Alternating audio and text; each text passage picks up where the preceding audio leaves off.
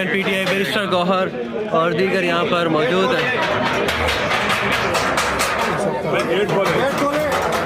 علامہ صاحب کیسا محسوس کرتے ہیں؟ پارلیمنٹ کا دروازہ بند ہے، کیسا محسوس کرتے ہیں، کیا کہتے ہیں؟ یہ پارلیمنٹ کی توہین ہے، پارلیمنٹ کی توہین ہے، پاکستان کے آئین اور قانون کی توہین ہے۔ آپ دیکھیں دنیا کو یہ کیا بتا رہے کہ یہ کیا ہے؟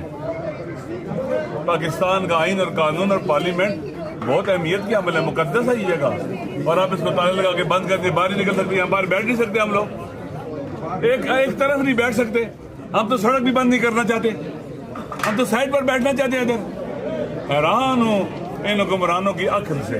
تو کیا کریں گے اس کے بعد اب؟ ہم احتجاج کریں گے، ہم نہیں خاموش نہیں رہیں گے کہ 10 دن روکے رکھیں، ہم 10 دن کھڑے رہیں گے ادھر۔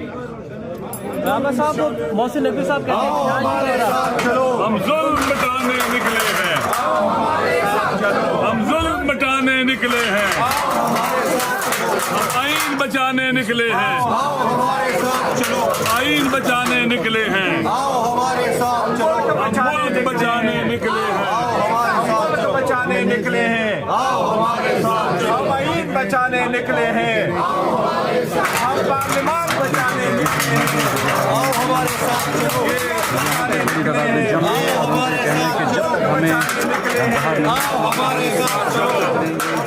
لہذا یہ جو بھی کر رہے ہیں